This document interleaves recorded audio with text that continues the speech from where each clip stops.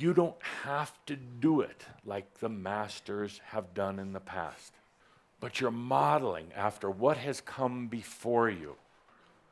Your perception of enlightenment, it's not going to be that way. I don't care what you think your perception is.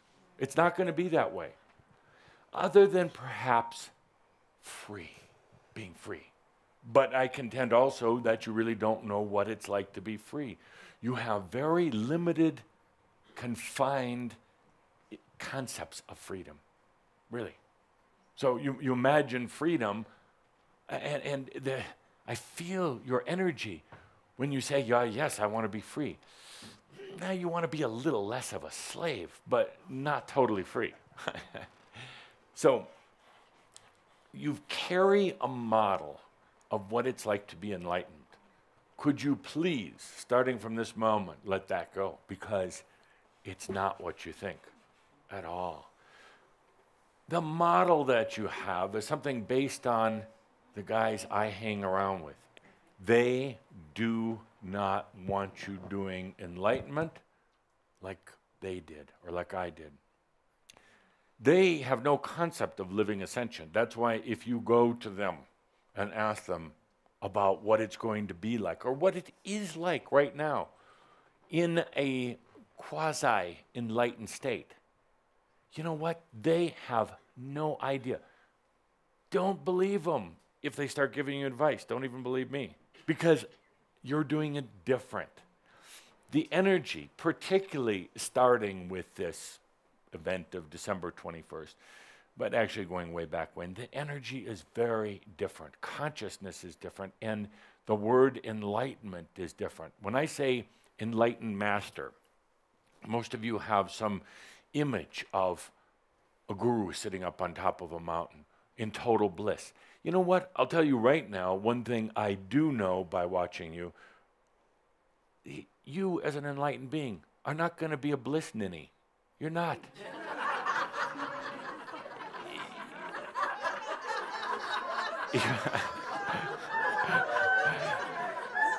You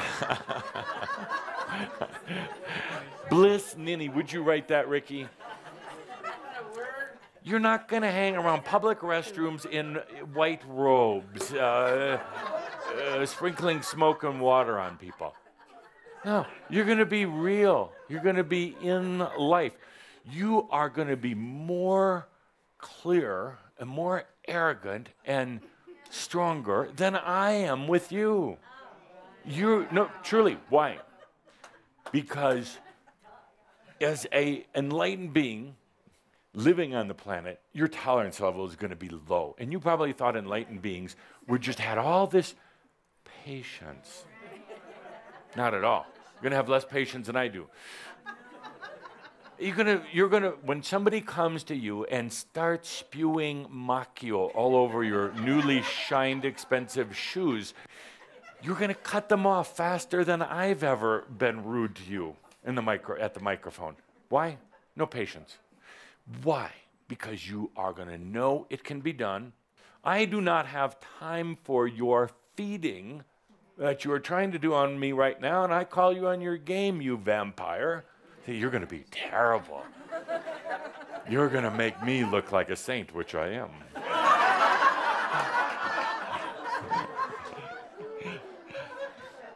You've been modeling yourself after, and I'm sorry here, children under 18, please walk away from the internet right now. You've been modeling yourself after Yeshua. Oh. Please, that is not Andra, she knows. That is not a good example. It's actually not necessarily what really happened either. But along the way, there are certain beings and religions and churches that said, yeah, boy, that's what we'll do. We'll put them on a cross like you ever tried doing something bad. And it was about human suffering, really. That's not what Yeshua wanted. So there is this model also of Yeshua as this holier than thou being. He wasn't. He fornicated. He drank. He got drunk and puked. Yes. Yeah. No, he really did. And he told racist jokes.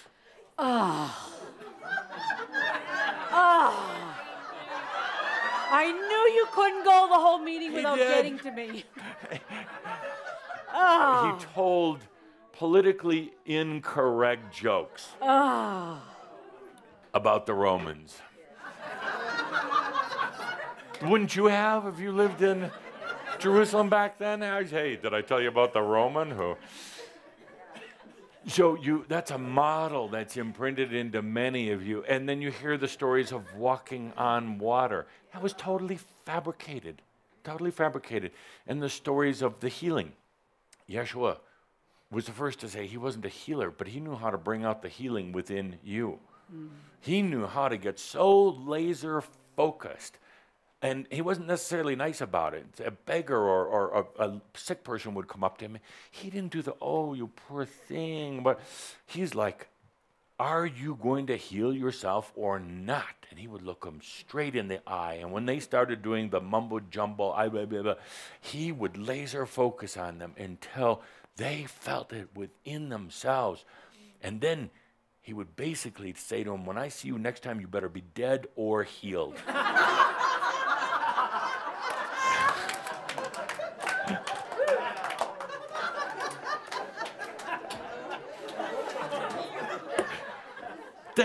You laugh. That is what you're going to be doing, because you're not going to have the patience for all the games, all the feeding that's going on, all the excuses. What we're going through here today, my dear friends, we're talking about getting stuck. We're talking about the other things. We're taking it pretty nice and slow. Unless you're new online, you probably already tuned out by now. We're going slow. You're not going to have the patience for it. You're going to say, get rid of the old models, the old concepts of what you thought enlightenment is going to be. Let those go. This state of perfection or turning lead into gold or any of the rest of those things, it's all child's play. And the funny answer is yes, you can actually do that in enlightenment. But you don't run around using that to prove that you're enlightened first. Say, when I learn to turn lead into gold, then I'll know I'm enlightened. Other way around. Other way around. It's about enlightenment. Now, there are other models, Buddha, which I just mentioned.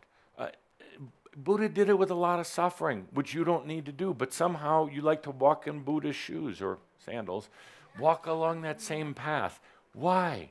Buddha gave up his family and then tormented himself mentally more than physically, but physically for sure. You don't need to do that. So let us, and just think for a moment of the other supposed masters. And think first, let's be real practical, think of the funny clothes they wore, the masters that have come before you. When you think of a master, you think of funny clothes, sheets and towels and turbans and funny things like that. Wasn't that in style then? No? Yes, but you still think, yes, it was. It was in style. But you still think in terms of that. Begging wasn't in style, but you still think in terms of that. In other words, the poor master. You think in terms of giving up everything and having nothing, walking around as a beggar. Why? I am here today. My primary message is this. The Ascended Masters and I have gathered together. We've taken a look at what's going on. We've compared our notes from our different groups. I have to say we're doing pretty good over here at the spirituality with altitude. Altitude. So we've said, what is really holding people back right now? A lot of it, we could write books. We will write books about it. So many reasons for getting stuck. And it's natural. But right now, there's also a little bit of a modeling issue or template. Who are you going to look up to? There's not a lot of them, are there? It's going to be you. It's going to be you. So you can start defining, to a degree, what enlightenment is going to be like for you without having to go back to the old standards. My point today is you are going to become the standards for others. You. are going to become the standards for others. But if you had one of you that suddenly walked in here next month, suddenly you all knew that this person just got it. It would give you a model or a template. You'd feel better about, oh my God, I can take that leap. I can go into that dark space. I can let go of all my fears, and I'm going to be okay. It's probably not going to happen because you're probably all going to do it at about the same time, general time frame. But I can tell you right now, it will be good. No, that's wrong. It'll be, you use words like awesome, amazing, highly overused words. It will be beyond. It will be so beyond. And it is going to happen. You're a little stuck right now. You don't have a good role model out there. You don't have a lot of other beings who have done it with grace and ease. The masters before you, suffering and pain. You don't have a lot of good standards by which to think in terms of your own enlightenment. So let us start creating that. Let us start putting together the attributes, which we've talked about in some of our workshops, but things that you, as enlightened masters walking on the planet, are going to want to share as standards with others. Abundance. Yes. Don't feel guilty about abundance. I just heard somebody say, but that shouldn't be on the top of our list. Why not? Why not? Why not? You know why? Why not? Because that list, or whatever you want to call it, those attributes are going to constantly move around. It might be number 1 today. It might be number 10 tomorrow. It's very dynamic, very rolling. And the attributes of an enlightened master being in a relationship where they can both be sovereign. They don't have to wait for each other anymore. Being sovereign. And hear this carefully, where you don't have to be in perfect physical health and you don't necessarily walk through walls. You still have that concept. There's going to be times where even an enlightened being gets a little sick. It's a biological rejuvenation process, but you're stopping yourselves right now saying, I can't, my body, I've got cancer, my bones ache, I have certain things. You can be a great enlightened master and still maybe not have that biology all caught up and healed yet. But you'll also learn to value what it's like to be in biology, and you'll allow, underline, allow the healing to finally take place. The enlightened master, the templates that you are going to, the standards that you're going to be creating, you don't have to wear funny clothes or be of constant service to all of humanity or any of those other things. So when we come back in the new energy, in a month, when we come back, after going through the interesting experiences that we listed here before, when we come back, start listing those attributes and living them. Not just listing, but living those attributes. The new ascended masters. The world needs standards more than anything else.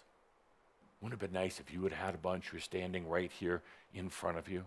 You could ask questions to, you could touch and poke their bodies and ask what it was like. The ones coming after you will have that in you. In you. Right now you've relied on these methods, channeling, information, things like that. But the ones coming after you will have you as the teachers and the standards.